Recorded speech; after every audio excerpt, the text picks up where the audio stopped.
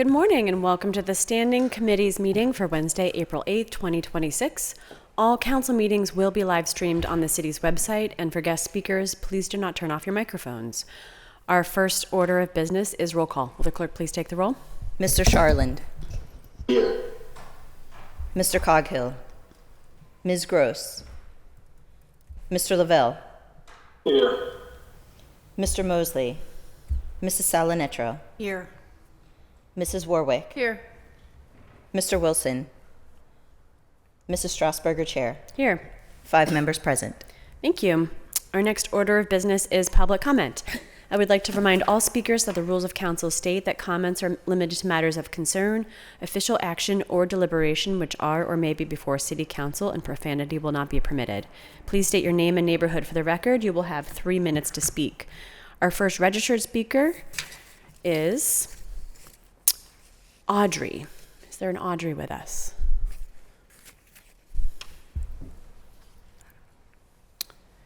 Sorry, do not have a last name for this Audrey, but if not, we will move on to Chief Ikahana Hel Makina.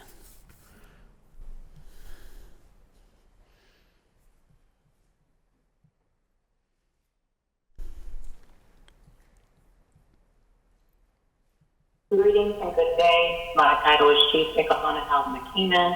I'm the Grand Niece of the Iroquois Confederacy, establishing American people. And thank you for this time and opportunity to speak to City Council today. I'll finish off where I left off yesterday, of sorts, begging and pleading for City Council to pay more attention to our youth, not in a manner in which penalizes them, but lifts them up and builds them up, suggesting that you should open up a robotics center at the Liberty Green Park. There's a big grassy knoll there that typically children wrestle, which wrestling ends up into fighting. So if we can collectively agree that we must prioritize our investment in our future leaders so they can become strong future leaders in this city and positive contributors to society. Give them the outlets that they are crying out for instead of punishing them for unruly behavior, because an idle mind is a devil's workshop. And so stop leaving them idle and deposit positive things and give them tools that they can utilize to become contributors to society. And the other topic that I wanted to talk about was parking and how people in the city and visitors to the city will be blindsided by the unexpected expenses that are being levied on them due to people making money. And the city's really not, the people of the city are not clear as to what you will be doing with the money. So that's a lot of the questions I'm getting is concerning, so you're going to collect all this money, and how will you utilize the money that you collect off the backs of people who can barely figure out how to put food on their table and pay their utility bills and pay their rent to sustain them? You know, housing is a human right, and we need to pay attention to how the role that City Council plays in people not having enough money to afford to live. You know, taxation on just the basic needs in life is nefarious, downright nefarious to charge people just to exist. So thank you for your time, and I hope that, you know, even though you hear my voice every week or so, that you will pay attention to what's being said, because what I'm saying is not meant to make you feel a type of way. It is to move you and to take meaningful actions to help the people who have elected you to be in the positions that you're in. Thank you and have a wonderful day. Thank you very much.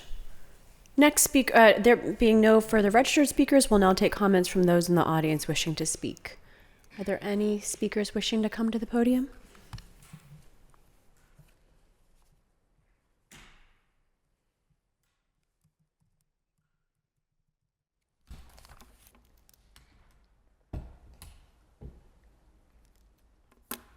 Good morning, Council. I appreciate you guys for allowing me to speak. My name is Shalivia Thomas Murchison. I reside at 115 East 11th Avenue in Homestead, PA.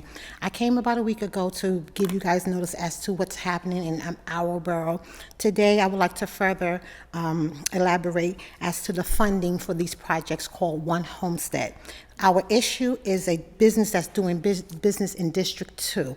It is called the Rodriguez AM Rodriguez Association. The developer is A.M. Rodriguez, the architect is Paul Rodriguez, and now they have a new project called the Voodoo Bar that's being run by David Rodriguez.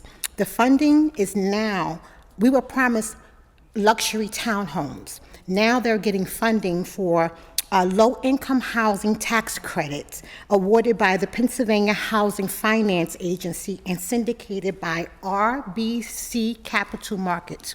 What I'm asking for you guys today is to ask for a federal investigation into this RBC Capital Markets. From personal experience with this build, which is One Homestead, this is a drug operation. This is cartels coming in and bringing drugs into our neighborhood, and the message is always clear: say no to drugs. Right now, we're working with WQED to try to get that message out, because I am a homeschool parent and I love my community.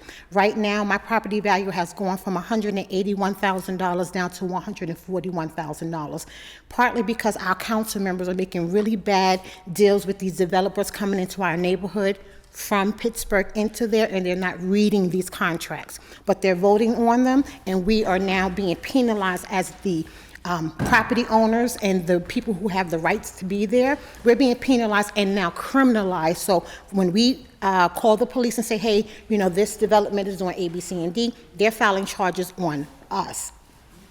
And I am a victim of that. So we're asking for the Pennsylvania Department of Economic Development in Harrisburg to step in, Allegheny County Department of Economic Development to step in, Steel Valley Enterprise Zone to step in, Bank of Mellon, New York, which is federal, to step in and pull the federal funding, the PHFA, the Pennsylvania Housing Finance Agency, to pull federal funding. We're asking for, again, a federal investigation into RBC Capital Markets.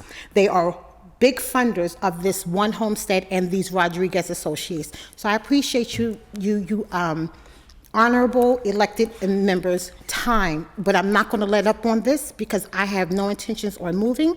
I have every intention on passing my property down as generational wealth to my children and my grandchildren, as I am supposed to, as we all want to. Do not be fooled to think that what's happening is going to stay in the city. They're in the suburbs, and they're coming for your homes as well. I appreciate your time. Thank you. Next speaker, please.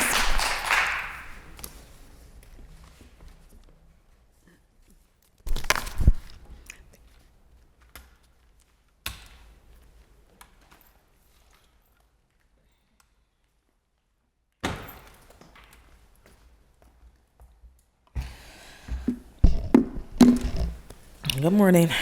My name is Unique Brown. And today I'm coming to talk about the children downtown again. I'm coming up here frustrated because what's happening in Pittsburgh right now is beyond disappointing. It's negligent. We keep hearing about these kids downtown fighting, acting out, scaring people. But let me ask you something. Where are they supposed to go?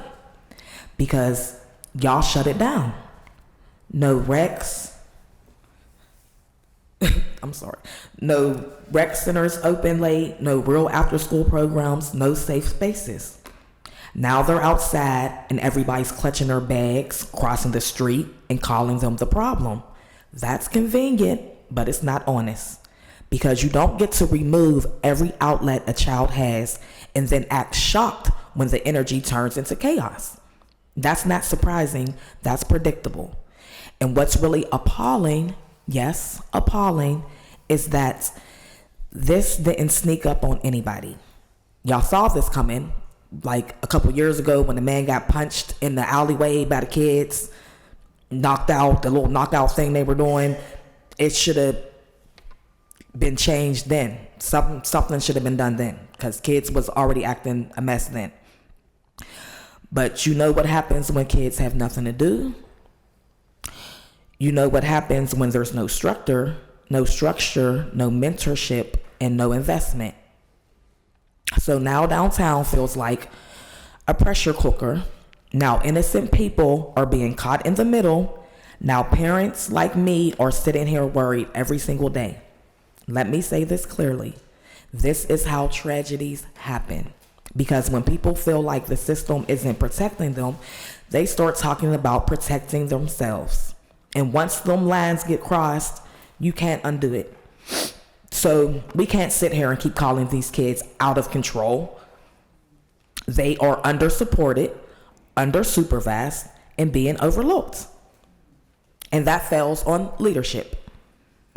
So please reopen these centers, fund real after-school programs, partner with organizations like Boys and Girls Club, put people in these kids' lives who actually care before the streets do.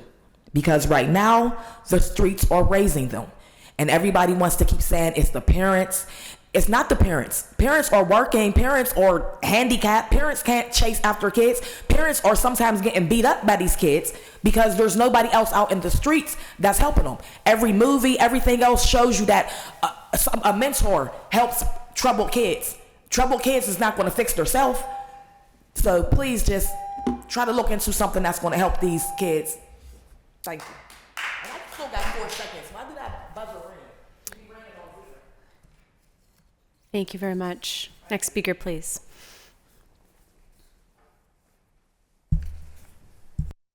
Good morning. My name is Yvonne F. Brown. I live at 715 Mercer Street. That's the high-rise Katie Irvis Tires up on Bedford. Yesterday when I was speaking, what I was trying to do was bring attention to you why I come and speak. Why all these years, over 27 years, I've been coming every meeting I possibly could. Because I was taught that if you don't know that there's a problem, you can't fix it. But if I bring the problem, then if you could at least try. Also, President Lavelle, did you actually look into the information that I was saying about the lights on Forbes?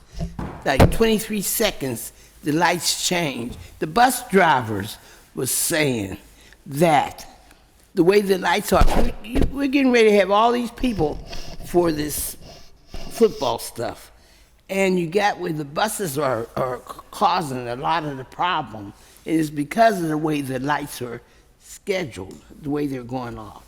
Could you possibly, I'm talking about, have the bus drivers actually tell you what streets they're having the problems and you just could correct it?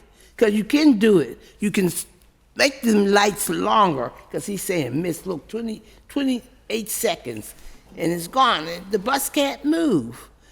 So I'm coming to you with a question. Can you please call and ask the bus drivers what streets they are? Then also my daughter is talking about the children. There's an activist, and I'm sorry I can't remember her name, but she had said years ago, she had asked me to come down after school to be down there in Market Square as a grown-up. Maybe they would, we could sort of stop some of the stuff. Because a lot of times the children will give parents respect. I used to go to school, and I can remember one time the boy had a picture, and I was like a teacher's aide. I was just sitting in the room. But also, I also taught classes, because sometimes the teachers wasn't able to correct them. But they did listen to me. And the reason why, because I was a parent, and I was the same color as them. A lot of times our children are mistreated because of their color. I started going speaking at the school board, and some of the things I want you to think about this school board and about this school system we have. During that time when I was going, all I was talking about college, and they closed Carney Vocational School.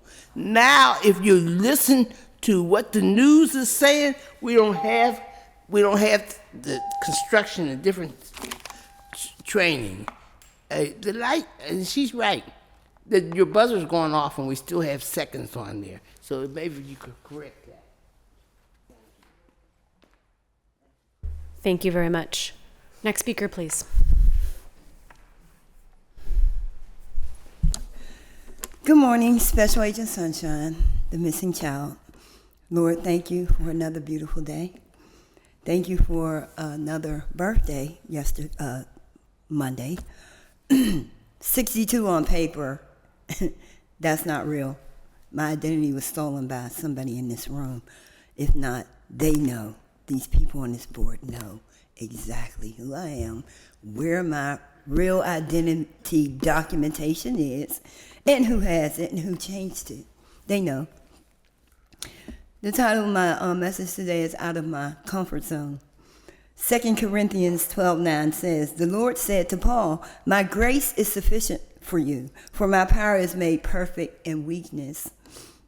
My weakness deals with the Sabbath, honoring it. It's very hard because I love what I do.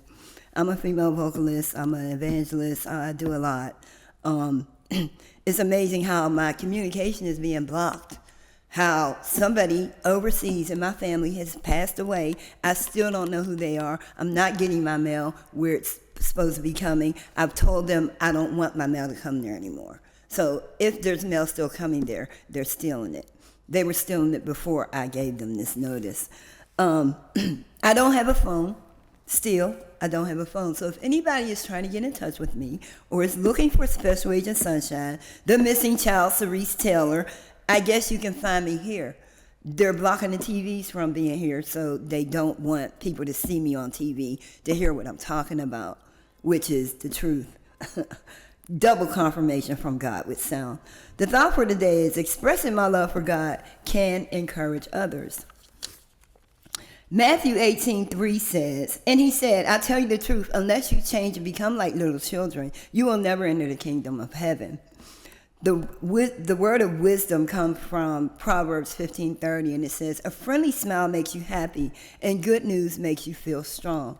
The good news is, no matter how many fiery darts you guys throw at me, no matter how much voodoo you try to send towards me, I'm a return to sender tenfold.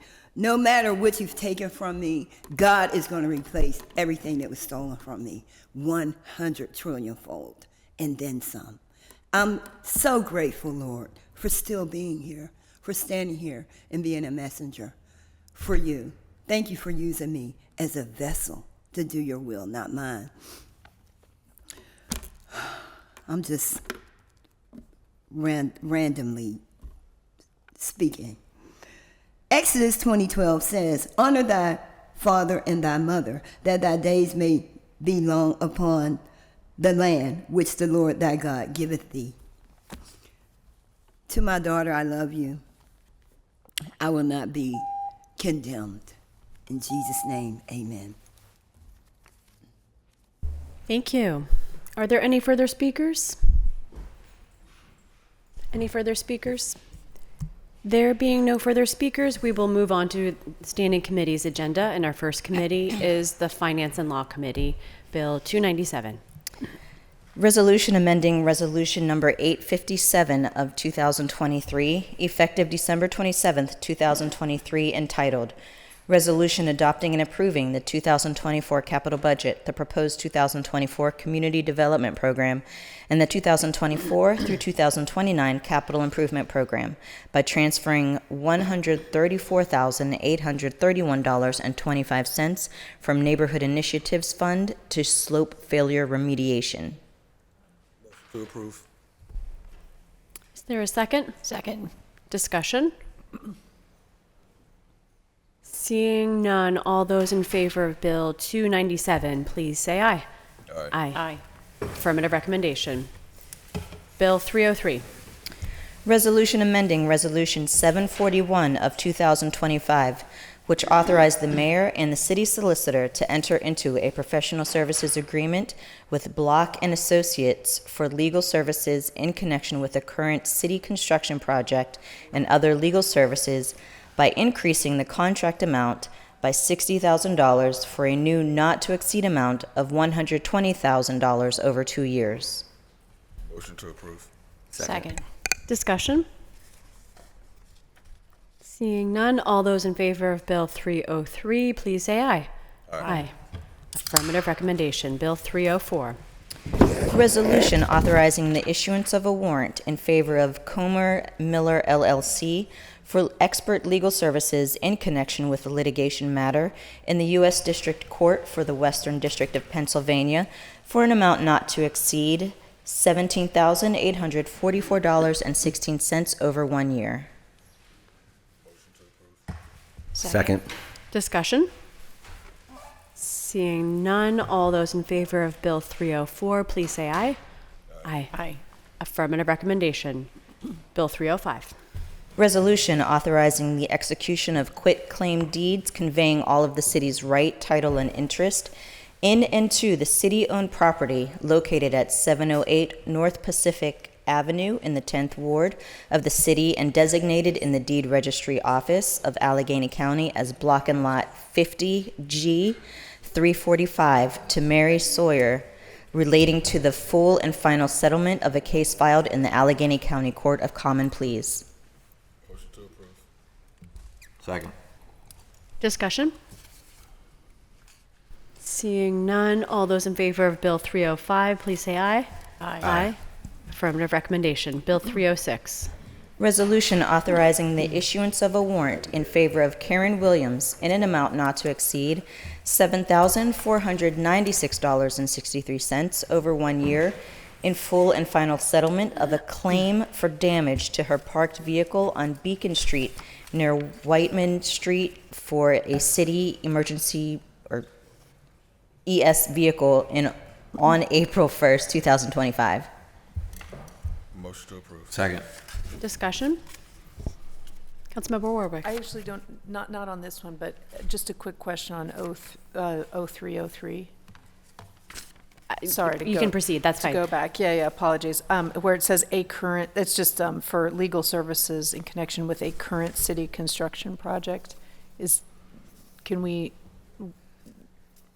was just curious what project that is, if we know, or if there's a reason that it's not included. It's not in the text file either. Yeah, it's not, yeah. I don't believe we had an executive session on this. Would you like to hold till, well, we already voted on it, so would you like to just find more information before final vote on Tuesday? Yeah, And I that's can fine. send it to all of council? Yeah, Or make sure all that's of fine. council is aware? And maybe just just to have, either in the text files or in the title itself, when there's, unless there's some legal reason not to, right? If there's That's what I'm thinking. There Yeah. might be, but we can look into that and find Okay. out. Yeah, thank you. Further discussion on, excuse me, Bill 306.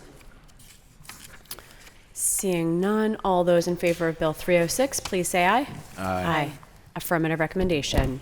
That moves us to invoices. Is there a motion on invoices? So moved. Brief discussion. Discussion, is there a second? Second. Discussion, Councilwoman Gross.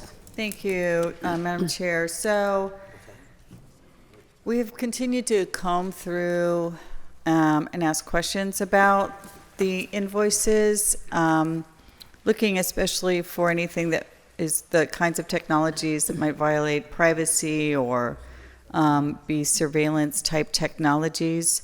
And so once again, we inquired about one that's under public safety that's called Cowboy Concealment. It's the name of the company. And in fact, they do hide surveillance cameras, but that is not what we are contracting them for. So it's important to know, and I just, we continue to look for these kinds of things because they're, especially when they're being purchased on invoices, it's not illegal for them to be purchased under invoices, but they don't really still kind of get the full contracting procedures that IMP has developed around the capabilities of technologies. And so it's important for us, I think, maybe just a good lesson learned. So in the terms of Cowboy Concealment, this purchase, which is again an invoice purchase, is enclosures for cameras. So not hiding cameras, but still enclosures for cameras. And additionally, not for any new cameras. And then the existing cameras were purchased under kind of contracting procedures and followed city ordinance. Again, it's probably a little dated, but that council did proactively put in place a number of years ago, which is a privacy policy for public security camera systems. So again, kind of just like because we have different poles and different style attachments to physically just have the cameras there. This is like a specialized manufacturer to make sure that the cameras are secured to different kinds of poles. But again, no new cameras and not in terms of like concealing surveillance. So we're supportive today. Appreciate it. Thank you. Thank you for your work there. Any further discussion on invoices? Seeing none, all those in favor of invoices, please say aye. Aye. Aye. Invoices are approved. That moves us on to no interdepartmental transfers, P card approvals. Is there a motion on P cards? So moved. Second. Discussion. Seeing none, all those in favor of P cards, please say aye. Aye. Aye. P cards are approved. That moves us to Public Safety and Wellness Committee, chaired by Councilman Coghill.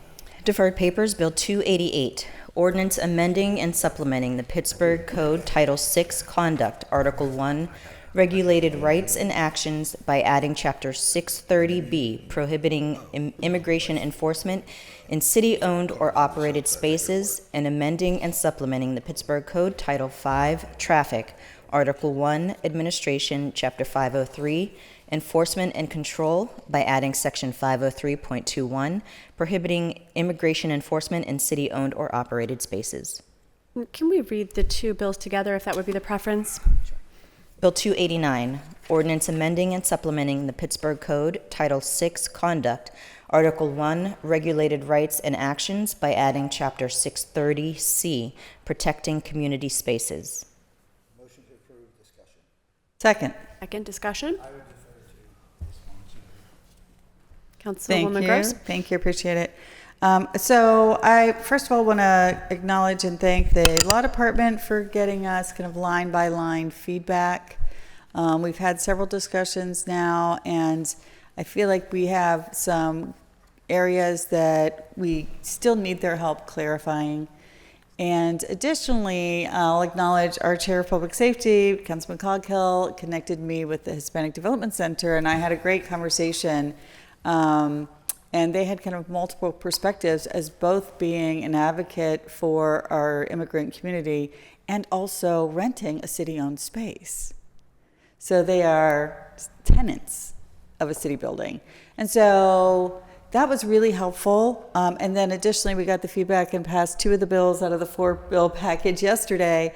And so we just got this feedback from the Law Department yesterday morning. Again, thank you. So I know a lot of members of the administration are very busy because we have the NFL draft coming up. So I'm thinking we can take 4 weeks or so to make sure that we all have the time to figure out which of these pieces work for, again, the various city properties that we have, and again, what we think we legally have the jurisdiction to do. So motion to hold 4 weeks. Second. Discussion? Seeing none, all those in favor of a 4-week hold on Bills 288 and 289, please say aye. Aye.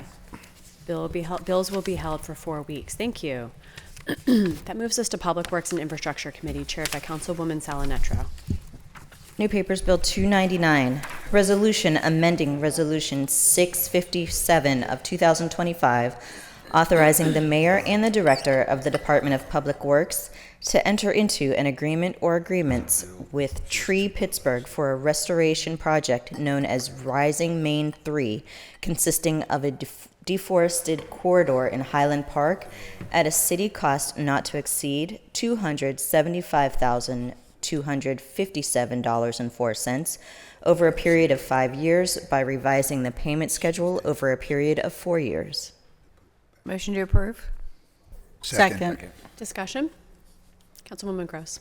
I'll just acknowledge and thank all of the partners here, Public Works and Tree Pittsburgh, because there's a really ugly kind of cut now when you come across the Highland Park Bridge. And so that's going to be where this restoration work is going to happen, as well as I understand it. But just to acknowledge for those of us who enjoy, citizens from many neighborhoods and boroughs who enjoy the Rad Park, Highland Park, that there's still going to be a lot more work with PWSA and DEP ordering the removal of hundreds, if not close to 1,000 trees, and it's going to be rough. And so we have been having meetings, and PWSA is working with the public, and we've had charrettes, and there's going to be changes, and we'll try to keep not only the water system safe, but our beautiful regional asset park beautiful as well. That's the challenge in front of us. Thank you. Thank you. Further discussion?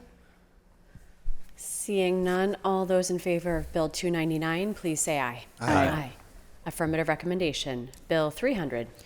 Resolution providing for the issuance of a warrant in favor of A. Felino Construction, Inc. in the amount of $481,320 for the purpose of emergency snow removal at various locations and providing for the payment of the cost thereof over 1 year. Motion to approve with discussion? Second. Second with discussion, Councilwoman Salinetro. We have Director. Hi, John. Morning. Hi, Donnie.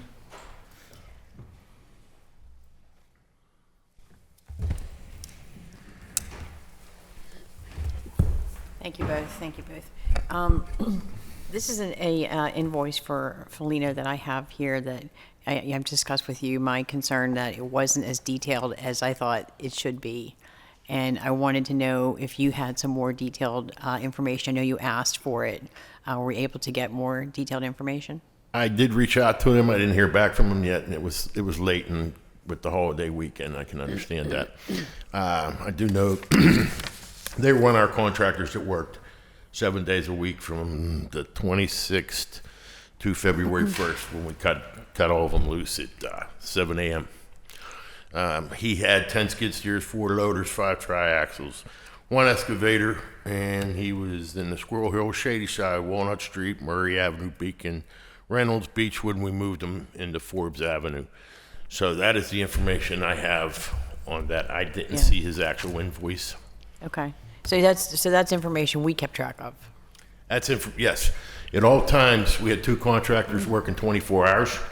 From that time, it was Felino and Independence. There was an assistant superintendent with them at all times, overnight and working, overseeing our crews. Our city crews did smaller business districts, West End, Beachview, somewhat north side, what they can get. Yeah, my concern was that there was a lot of invoices. We used several different construction companies to remove snow, and of all of them, the Felino invoice was pretty light. I mean, it didn't. Most told me what streets you had, what neighborhoods they were in, what hours they were in, how many men they used, and this really did not have that. So I was just a little concerned that it was one of the larger invoices, and that I didn't have enough detail that I thought we should have for the public to know what they were spending their money on. I understand. Yes, I understand. Okay. Can we do, so you're expecting to hear back from them? I'm hoping to. I never got to see any of the invoices. They went directly to either Dawn or OMB. OMB they went to. So I actually didn't get to see all of them. Okay.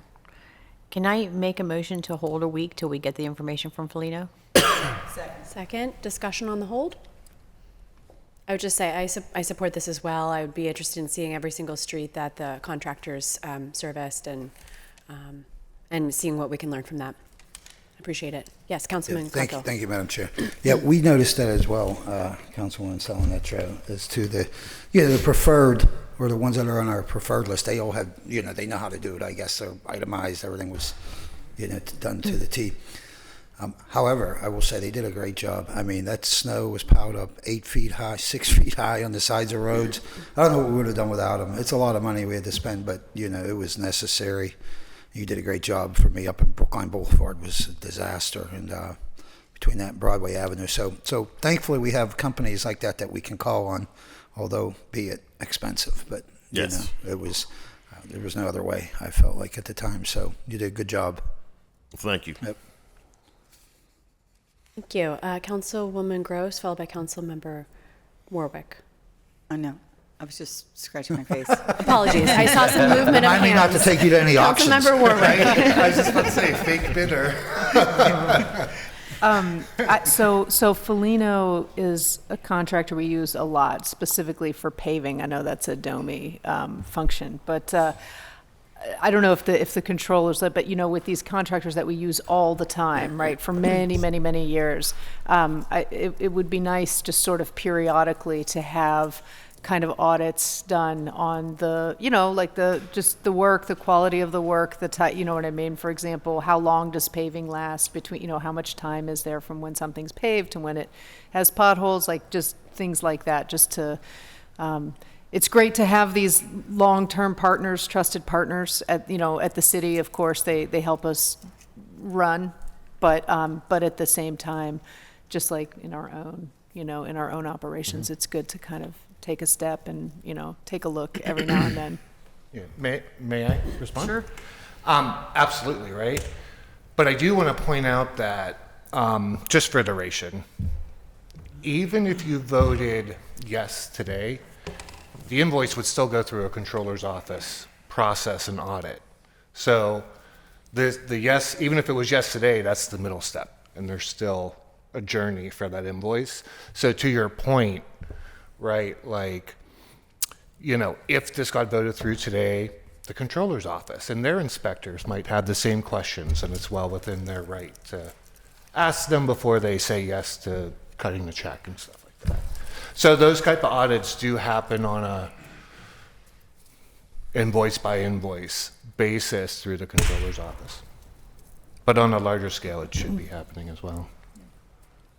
Thank you. Thank you. Thanks. Clarify. Thank you. Further discussion? Seeing none, all those in favor of a 1-week hold on Bill 300, please say aye. Aye. Aye. Bill be held 1 week. Thank you very much. Thank you. Bill 301. Resolution providing for an agreement or agreements with TRC Engineers, Inc. for costs associated with construction inspection and contract administration for the Pittsburgh City Steps project, providing for the payment of the cost thereof not to exceed $1,448,949.42, reimbursable at 80%. Motion to approve? Second. Discussion? May I? Councilwoman? Yeah, I wonder if we can get any more information about, like, what are STEPS projects? Are they being reevaluated? I feel like it's been a number of years since DOMA kind of came through and said, like, here are the actively used steps, and here's our priority steps. And if that's been updated, I'm not sure. Someone here from? Yes, Director. Director is You're here. I couldn't see you. I'm here. Appreciate it. I have all your answers. Good morning. It's amazing. Jeff Scallican, almost said acting director for Department of Mobility Infrastructure. So to answer your question, this is construction management and construction inspection on the federal earmarks, like you said, the SEPS project. They are going to go to construction out to bid this fall. A lot of these steps won't be actually in construction until 2027. The 5 locations is Dixon Street, Clare Haven Street, Potomac Avenue, Ottawa Street, and 56th Street. And City of Pittsburgh is 20% local dollars and 80% federal dollars will go into all 5 of these projects, okay? Did you say 80% federal? Yes. Just making sure we said that loudly enough. So that's fantastic, right? We love how DOMI's been so effective in leveraging pots of money that are out there, but that we have to go out and compete for. Because some cities going to get them, so it's great. Yep. We're always really appreciative when Pittsburgh gets them. And so to my second question, am I right? Has it been a while since you guys did the prioritization of city steps? I think it's been about 3 or 4 years. It's been a couple years, yes. Okay, so I am curious. I mean, I know, like lots of the city, I had neighborhoods that didn't change for a very long time. But now they've kind of all really rapidly changed, and I have neighborhoods of like parents and kids where it used to only be kind of empty nesters and seniors. So do you know when you have a plan to kind of reevaluate what is the demands and also connections to things? Like I'm thinking about parts in Lawrenceville, which is I think one of the places here. There's now like a nearly 300 unit apartment building at the bottom. Right. And that's brand new. So it's a good thing that there are steps connections that maybe haven't been passable that are becoming passable. So We do have an steps evaluation chart that we do have. We've been working on it. It's been about 6-7 years, and we did update it. And I have to check though, but I believe it's available on our website. But I have to check to see if it's still there or not. Great. Okay. I'll look at the website too. Yeah, Sometimes I can't find things, but We try to make it as is it friendly on the as easy. Gauge page? Do you think? I have to check. I know we had it on there for a little bit, and when we updated, I got to check to see if we put it back on there. All right, appreciate it, Director. That's all the questions I have. Thank you. Thank you. Further discussion? Councilman Coghill. Thank you, Madam Chair. Just curious, Jeff, the Potomac Avenue, what are we doing there? We're actually going to do a full rebuild for Potomac. That won't start. You won't see construction for that one until 2027 now. Rebuild like... New handrail. Oh, yeah. That's actually your district. Yeah, I knew that. Yeah, right. But I'm hoping Wenzel makes that list. You know how those steps jet out at the bottom? I do know those really well. I mean, cars scrape them. Winter, it's treacherous. I think there was a plan at one time, and now I think they're putting the sheets in at the bottom. They are. They're putting the sheets in. I think we were looking to talk to DPW to see. So we don't have laborers and people in-house. All of our projects like this go to a contract, and some steps we can look to doing in-house, and maybe those are the ones that we'll have to work with DPW on. Yeah. I mean, while they're doing the sheets, because I'm sure there's going to be a lot of interruptions there. I would love to take them out. Honestly, I know people might, use them. But that's a different conversation. Put new ones there. I don't know. Yeah. But anyway, it's So the other thing was I wanted to mention. This probably hasn't made it to your desk, and we haven't talked about it yet. Is PRT will be paying for a part of Broadway Avenue in Beachview to be repaved. It's concrete, and it's about 100 yards long. But we'll work all the details out. But they said they're going to go through Domi because it's easier. And they have been talking to us, so we have a good relationship with PRT, and we have been working with them. We're actually working on a design right now. At that station. Yeah, right. Yeah. Okay, yeah. So you're familiar with it? Yeah. PRT's been great. Okay. We have, I don't know, like a meeting every 3-4 weeks ago. We were designing. Yeah, we had a public meeting. They went Catherine out. came. It was all, we're breaking the news that we weren't doing the station, which I'm fine with, but. We're going to do it, but it will be next year. Oh yeah, we're going to do it like the other stations at least, but the platform station that we had planned is kind of done. And that's fine. Yeah. But so when they do that, then they'll come to you and be like, okay, here's the money, and I'll be back here again to go through legislation to receive the funding to do the project. Yeah, so you'll see me again for that. Yeah. So there's a good portion of that street that's being replaced, all concrete and thick. Because of the T there, it's like extra thick. So it was a thing that we'll hire that out, obviously, to a Felino or somebody. And then Domi will manage the project with PRT's input, so they're aware of what's going on. Got it. Got to be good partners for this to get. If we tie up all the loose ends, do you think we would get to that this year or no? No. Okay, next year. Okay. Sorry. Thanks. No, I appreciate your honesty. I can. Okay, that's it, Madam Chair. Thanks. Thank you. Councilmember Warwick. I just wanted to say sort of over the past few years, just when we talk about concrete versus wood, DPW steps. Yeah. I mean, in my district, I can think of at least 2 and maybe more where DPW just comes in and puts in those wood steps like so fast. Yeah. And people love them. And I know they maybe don't last as long, but like the difference in cost and, maybe doing that 3 times over 50 years, I don't know. It's just something to think about for these projects. Yeah, DPW does a great job at them, and keep it in house and get it done a lot quicker. Like you just said, it's 3 years for some of these steps. Thank you. Further discussion. Councilman Coghill. Yeah, I get what you're saying, man. I agree 100%. I mean, wooden steps, I think you had a flight put in. It took a long time. I have the same story. I have the Yeah. exact same story. They're easily repaired too. Some treads may go, you come back, you replace them, you shore them up. And if you have to do it 3 times in a lifespan of concrete, that's okay. I mean, it's probably still cheaper, by the way. Oh, yeah. And that concrete, it's a lot of work to put. It's very expensive. I've got 350 steps, the place. Yes. And it's like, holy smokes, that would cost a lot of money, right? So Yep. I'm all about the wooden ones, just womanize the lumber and keep an eye on them and repair them as we need them. That's all, thanks. Thank you. Further discussion? Seeing none, all those in favor of Bill 302, please say aye. Aye. Pardon me. That was 301. 301. That was 301. I skipped ahead. 301, please say aye. Aye. 301 gets affirmative recommendation. Bill 302. Resolution providing for a supplemental agreement or agreements with MS Consultants, Inc. for costs associated with the preliminary engineering and final design phases of the California Avenue Bridge project, providing for the payment of the cost thereof, not to exceed $2,205,692.96, an increase of $1,360,896.95 from the previously authorized agreement, reimbursable at 100%. Motion to approve? Second. Discussion? Councilman Coghill. Back to the steps real quick. I think it's also important, sorry to go off subject, but I think it's also important to maintain those concrete ones that are still very good shape. Some of them might be there for 100 more years, but the Belasco Station steps, the Belasco Avenue steps really need some repairs. I'll coordinate with you and try to get somebody out there to just check it out, because they're in good shape. I think they'll be there forever if we just put a little TLC into it. Gotcha. That's it. Thanks. Thank you. Further discussion?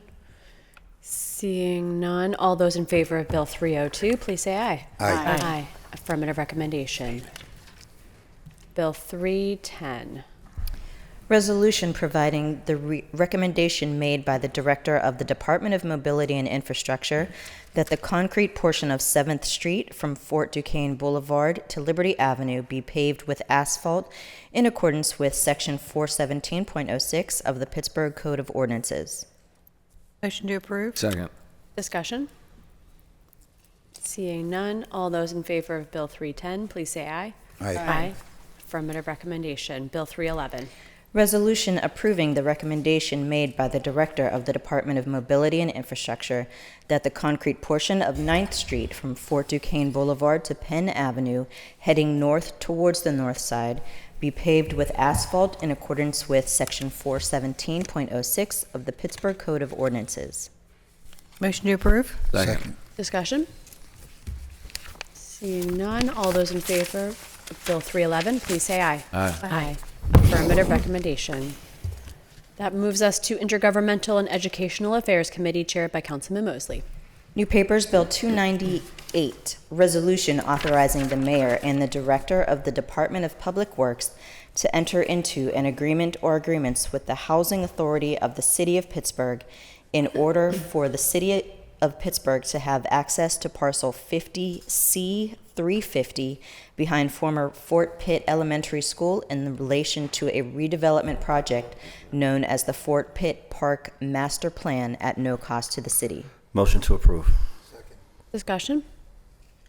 Seeing none, all those in favor of Bill 298, please say aye. Aye. Affirmative recommendation. Bill 307. Resolution authorizing the Pittsburgh Land Bank to acquire all the city's right, title, and interest, if any, in and to the publicly owned properties in the 12th Ward of the City of Pittsburgh, designated in the Deed Registry Office of Allegheny County as Block 173A, Lot 206, 1365 Paulson Avenue, Council District 9, Block 173A, Lot 207, 1367 Paulson Avenue, Council District 9, Block 173E, Lot 287, 7117 Leamington Avenue, Council District 9, Block 173L, Lot 17, 7305 Leamington Avenue, Council District 9, Block 173F, Lot 246, 1556 through 1558 Broadhead Street, Council District 9, and Block 173A, Lot 32, 7112 Wiltsey Street, Council District 9, at no cost to the city. A motion to approve, brief discussion. Second. Brief discussion. Councilman Mosley? Yeah, we're joined by the illustrious leader of Pittsburgh's Land Bank, Director Stadelman.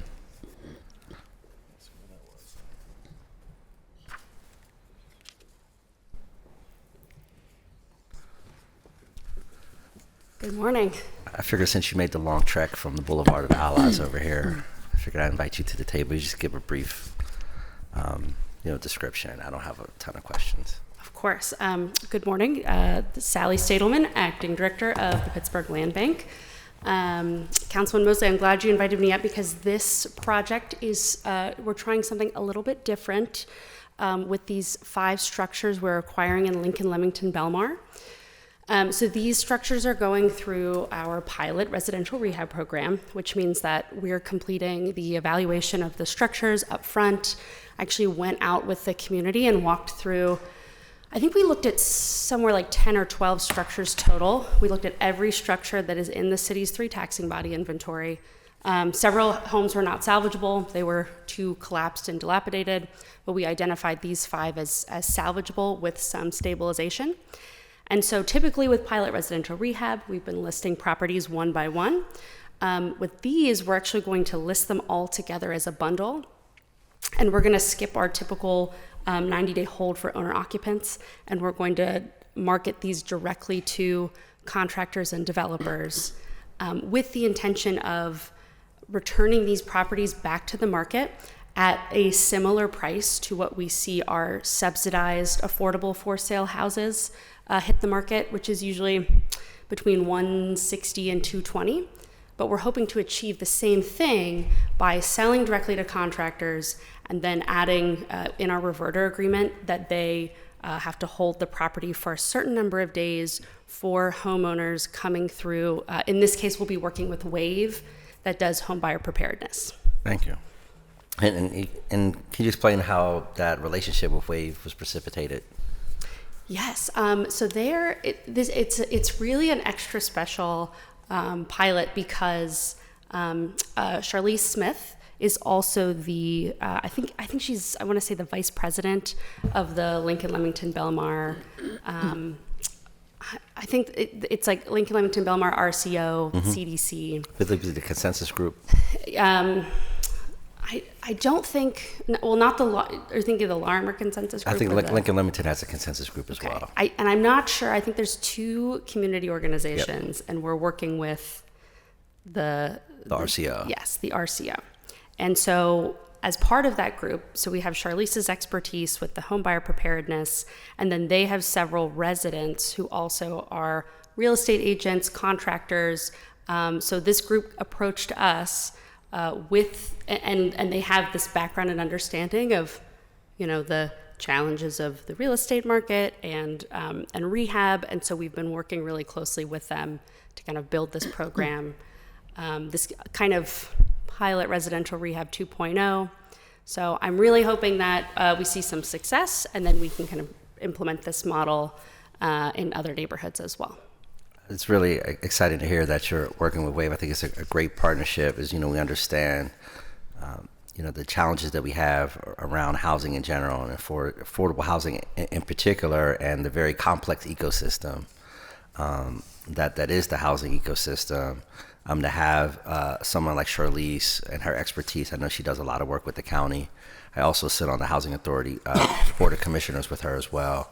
And she's been in the housing business for a very long time, from, assisting folks with very low income, in subsidized housing, as well as, understanding, how to sell houses and things like that. She is one of the folks who I lean on when I'm looking to understand more about the complexities of the housing space. And I know, she's really committed to the Lincoln Leamington community, and her organization does phenomenal work. So this is a really exciting partnership, and I think these kind of partnerships are an example of how the land bank can continue to grow under the brave leadership of our courageous chairman, Councilman Wilson.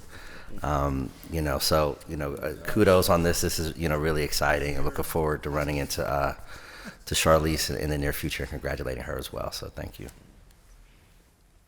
And if I could quickly plug, we are holding an info session. We've actually moved it to your district, Councilman Bank's coming to my district? Yes, we're gonna be at the Pittsburgh Hispanic Development Corporation Absolutely, right. on That's April who Councilwoman 16th. Gross just spoke to, yeah. It's city-owned building, right. Yes. Oh, right. Yes, that was, yeah. What a coincidence. Yeah. We'll be there April 16th at 3 and 6, and it's an info session on the pilot residential rehab program. Right. So any homeowners, contractors, developers, anyone interested in purchasing as-is single-family properties who would like to learn more, we'll be there to talk about it, and I'm hoping it'll be the first of many info sessions that we'll be holding. And we're also hiring. We're hiring for a housing development manager. So if you know anyone that knows their way around new residential rehab, they can apply on the URA jobs website. I wasn't sure if I had, did I have the floor?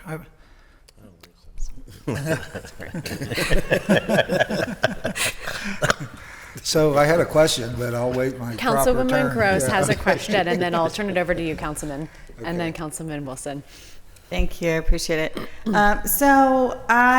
caught my attention when you said that you were selling the homes as a bundle, because I was just looking at my phone, wasn't able to find it. It was a number of years ago that I think I had co-sponsors on council, including maybe the councilwoman from District 2 at the time and some others, on asking about limited equity housing co-ops, which is a topic I've talked about with Councilman Mosley as well.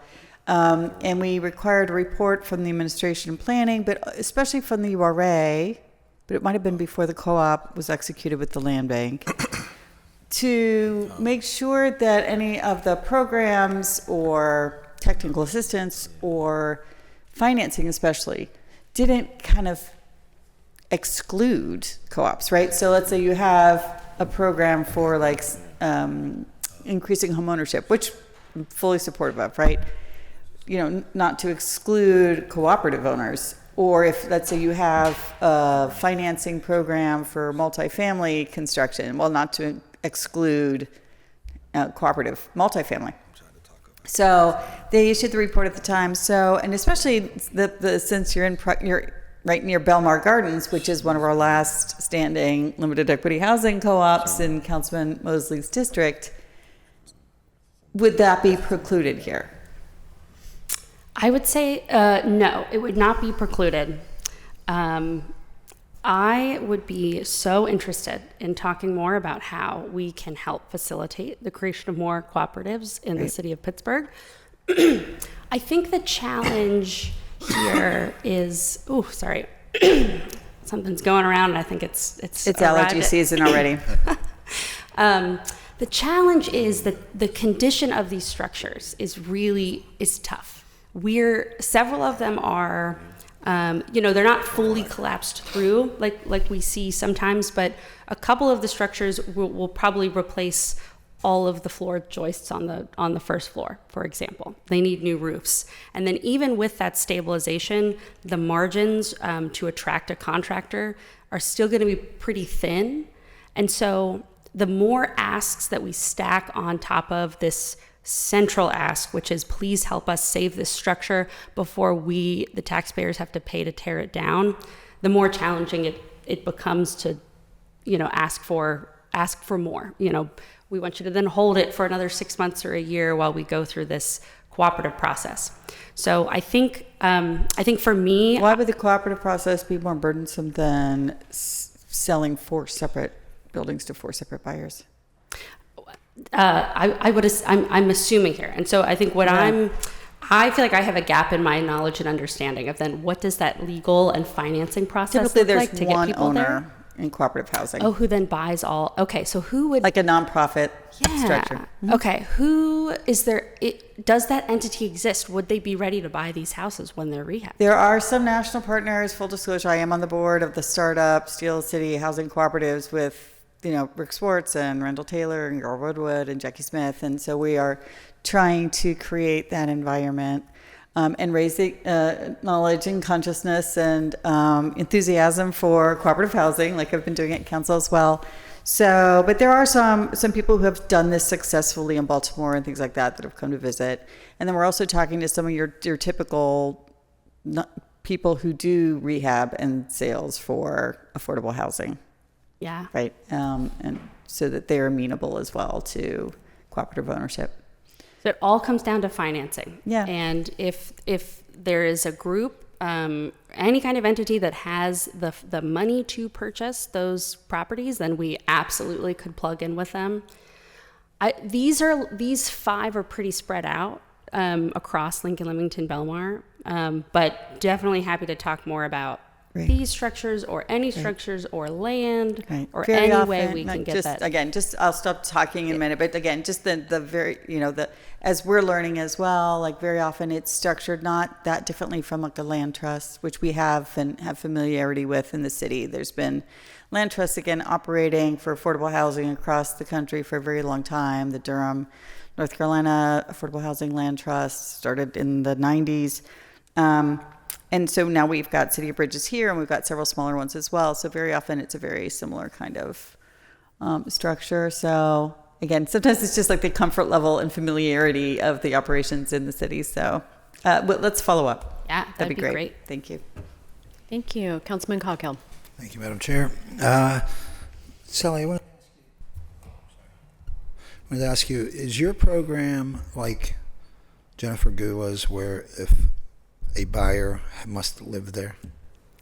For the first 90 days, yes. We do have a 5-year deed restriction that says once you've completed the rehab, then you've got to occupy the property for 5 years. Okay, so if the project takes 2 years, a 5-year doesn't start ticking until the end of the 2, when it's finished. Right.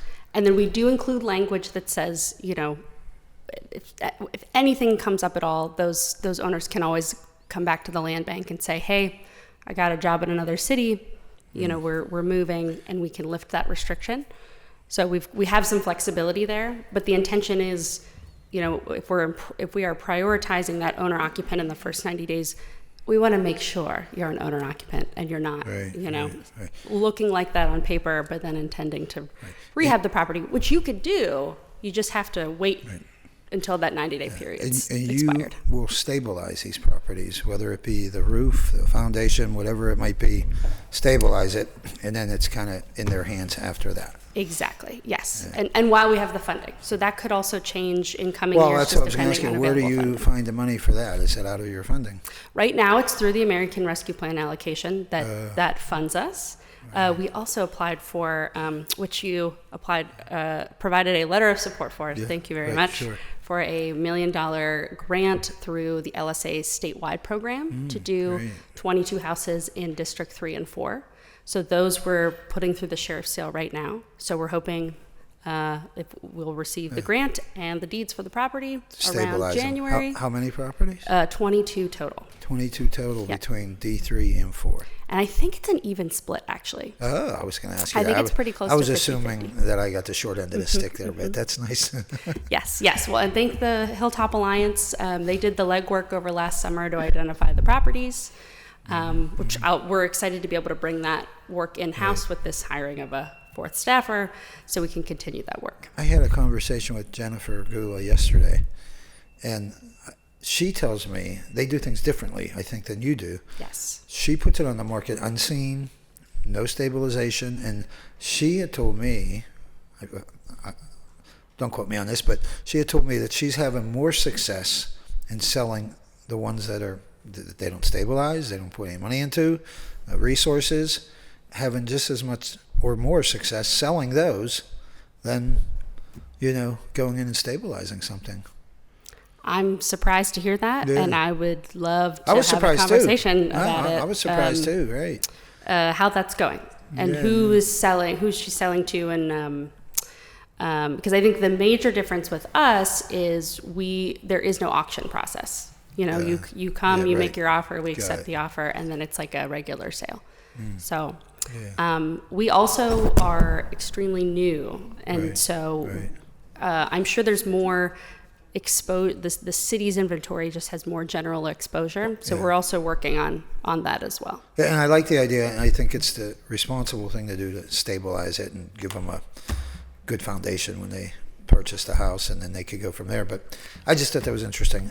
Again, don't quote me on that. I don't want to get Jennifer in trouble, but I think that's what she told me. So, And then I think the other piece to monitor there is, are the buyers successful? Is someone coming with cash to purchase the property, but they don't understand the level of rehab they're getting into, and then are we ending up with homes that are in the same shape a couple of years later? So there's a lot of different pieces, but I would really love to compare notes and see and then what's going on. from also what I understand is once somebody purchases that property. Oh wait, no, I'm getting that confused with something else. Okay, no, yeah, you have interesting different ways as to marketing and getting these properties back on the tax roll. But yeah, I mean, if it could work without rehabbing. Oh, I know what I was going to say. After 6 months with Jennifer, then it goes to auction for anybody, and you don't have to live there. Oh, yes. So, yep, very similar. And we just do 90 days. So we're getting on a tax roll. If somebody's not interested in moving in there and going by those rules, after 6 months, we lift that. And we just put it on the market. And that's exactly, our program is the same. We'll take an application from anyone after that 90-day period. After 90 days, okay. And I think we're considering, maybe trying to at least prioritize applicants that are willing to commit to selling to owner occupants once the property's rehabbed. Sure. Okay, that's it. Thanks. Thank you. Councilman Wilson. Oh, thank you. Thanks for coming to the table. I just want to ask a question about the demo costs. If these were, well, first I should ask, were any of these set to be demoed? None of these are actively on the demolition list. I do share the pictures and information of the properties that we walk through with PLI, so they have, information on the interior of the structure. So I would imagine that a couple of them, they will have to be demolished. There isn't any way, there's no avoiding it. Yeah, but of the ones here that the land bank is interested in, none of them are, how many are condemned and would possibly be on the demo list? Surely all of them are condemned. And if they're not condemned, they should be. Yeah. So I would say they're all condemned property.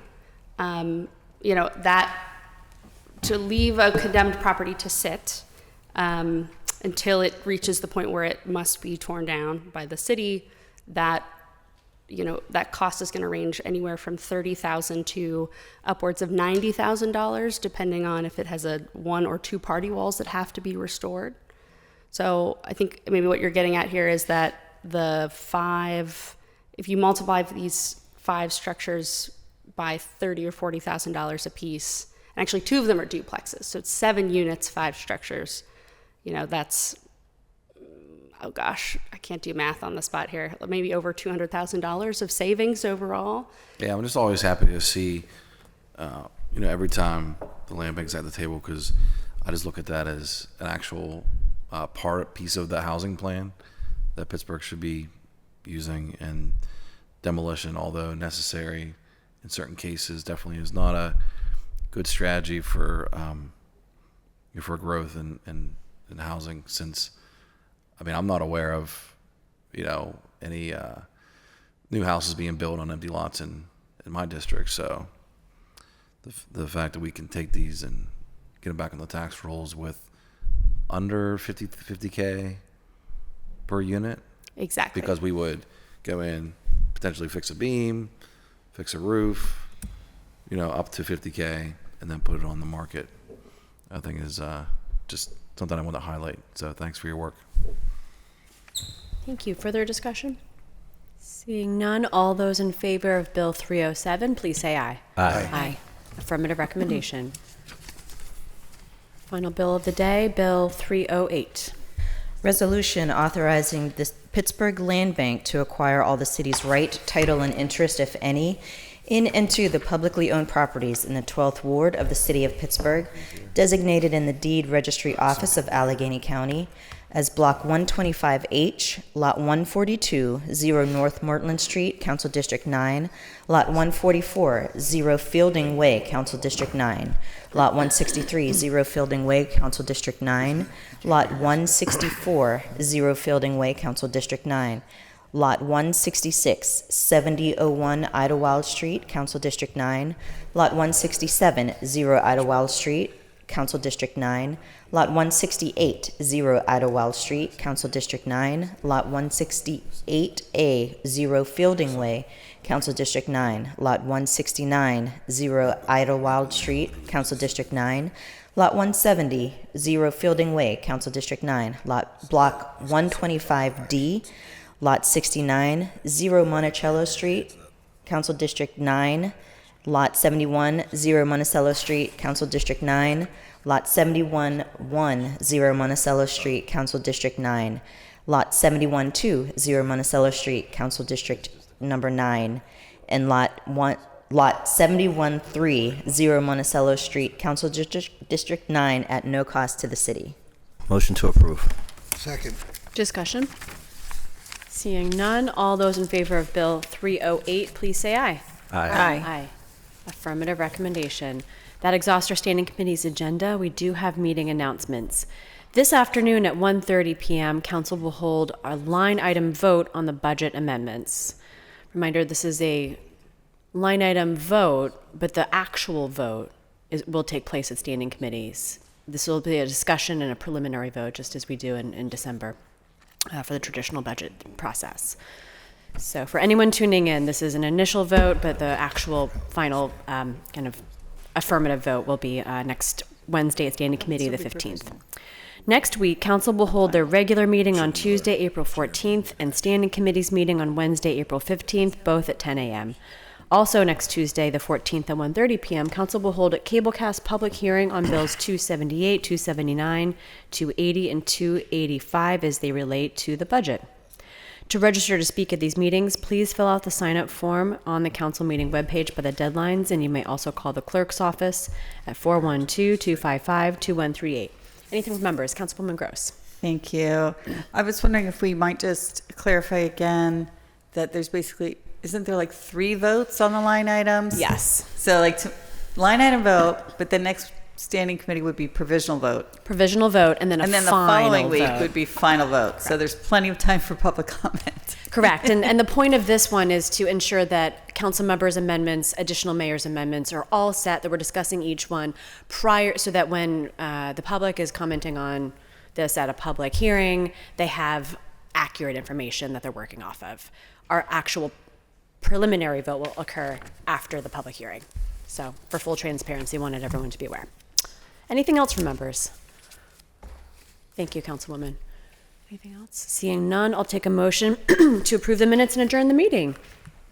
Second. All in favor? Aye. Meeting's adjourned.